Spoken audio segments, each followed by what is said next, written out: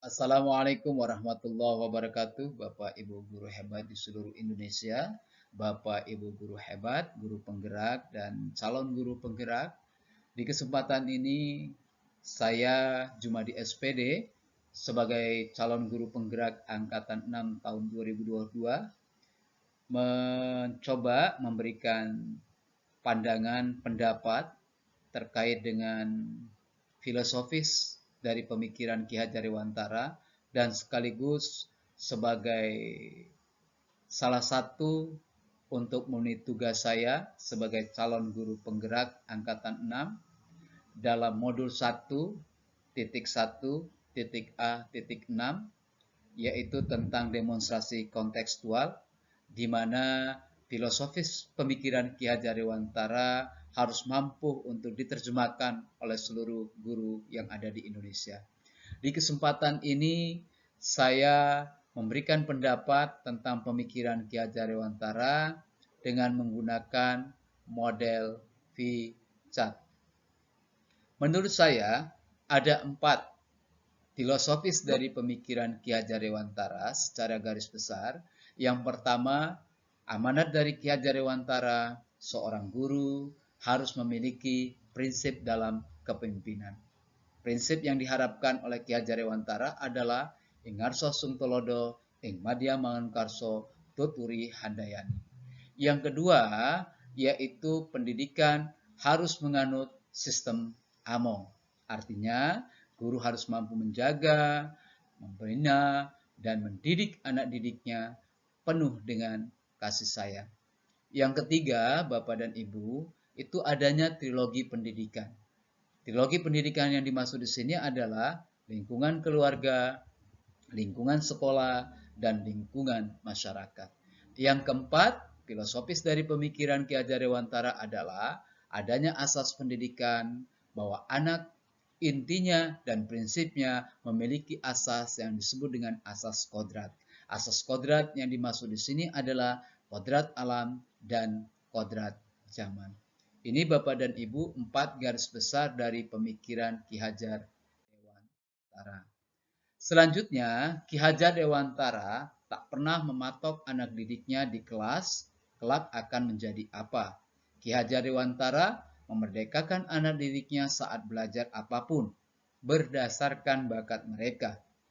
Bakat itulah yang harus dibawa anak Indonesia untuk berdaulat atas dirinya.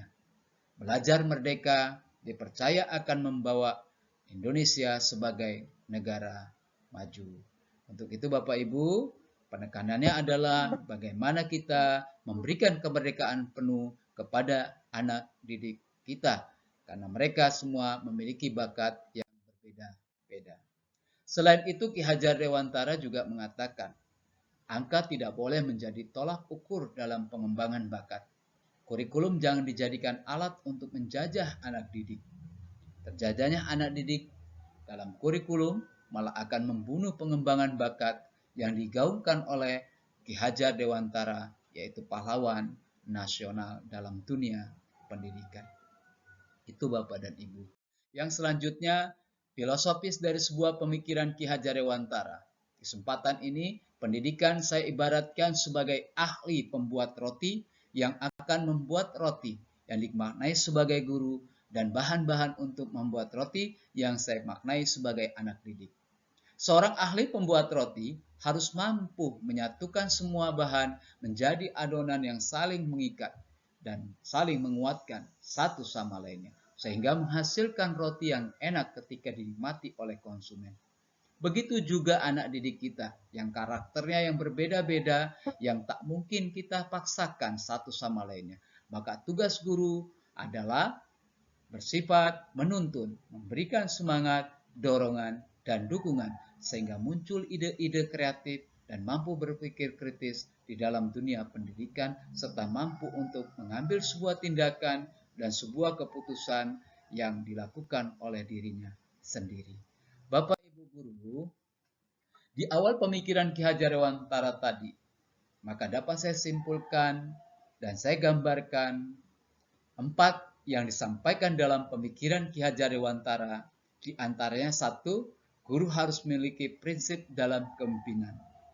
Bagaimana prinsip kepemimpinan buat guru dalam dunia pendidikan? Yang pertama, ketika guru berada di posisi depan, artinya guru berada di depan, yang dikenal dengan istilah Ingarso Sungtolodo, maka guru harus mampu mendidik anak didiknya menjadi penuntun, menjadi panutan buat anak didiknya, sehingga anak didiknya mencontoh karakter-karakter yang telah dicontohkan oleh Bapak Ibu gurunya. Yang kedua, ketika guru berada di posisi tengah, atau yang dikenal dengan nama Ingmadya Mangunkarso, maka guru harus memberikan semangat, menumbuhkan semangat terhadap ide-ide yang disampaikan oleh anak didiknya. Guru harus mendukung ide-ide yang disampaikan oleh anak didik kita walaupun masih dalam kondisi tahap belajar. Yang ketiga adalah tuturi handayani. Ketika guru berada di posisi belakang, maka dia harus mampu memberikan motivasi, dorongan, sehingga anak didiknya menjadi anak yang lebih berpikir kritis, lebih berpikir maju, dan bisa untuk berdiri sendiri. Yang kedua yang diamanatkan oleh pemikiran Ki Hajar Dewantara adalah pendidikan harus menganut sistem AMOM. Artinya apa? Guru harus mampu menjaga, membina dan mendidik anak didiknya dengan penuh kasih sayang. Dua hal ini yang diterapkan oleh Ki Hajar Dewantara. Yang selanjutnya yang ketiga Bapak dan Ibu, bahwa Ki Hajar Dewantara itu menitik beratkan pada trilogi pendidikan. Artinya apa? Seorang guru harus bisa menempatkan dirinya. Bagaimana ketika berada di keluarga, membangun kerjasama. Ketika berada di sekolah juga mampu membangun kerjasama dengan anak didiknya. Apalagi di tengah masyarakat, guru harus mampu membangun kerjasama dengan baik. Tidak ada batasan-batasan antara keluarga, sekolah, dan masyarakat. Yang keempat, amanat yang disampaikan oleh Ki Hajar Dewantara bahwa asas pendidikan yang dikedepankan oleh guru dalam pengajaran adalah kodrat alam. Artinya apa?